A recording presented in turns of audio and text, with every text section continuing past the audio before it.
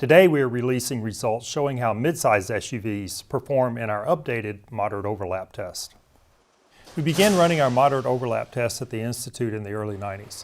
This test involves a vehicle traveling at 40 miles per hour and 40% of the front of the vehicle striking a barrier. That test only included a dummy in the driver's seat. Our updated test includes two dummies, one in the driver's seat and one in the rear seat of the vehicle.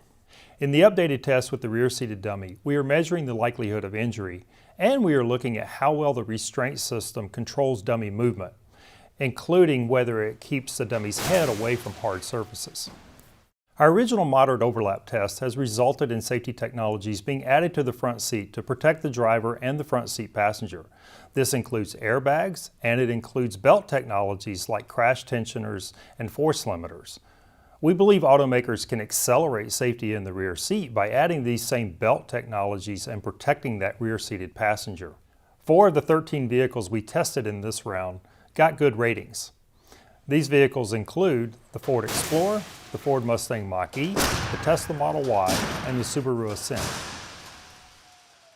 Our marginal rated vehicles in this round of testing include the Chevrolet Traverse, the Volkswagen Atlas, and the Toyota Highlander. All 3 of these vehicles showed an elevated risk of injury to the rear-seated crash dummy. Of the 13 vehicles we tested in this round, 6 of them had poor ratings. These vehicles include the Honda Pilot, the Hyundai Palisade, the Jeep Grand Cherokee, the Jeep Wrangler, the Nissan Murano, and the Mazda CX-9. All of them had high or significant injury risk to one or more body regions.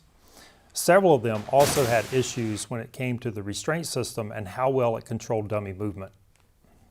3 of the vehicles on our list, the Honda Pilot, the Toyota Highlander, and the Jeep Wrangler, had an issue that we refer to as submarining.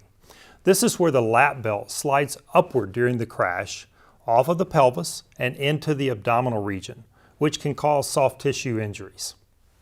Our ratings clearly show that there's a difference in rear seat passenger protection when it comes to vehicles. For drivers who are often transporting passengers in the back seat, whether it be your children or elderly parents, these ratings provide additional information about which vehicles are safest for all occupants.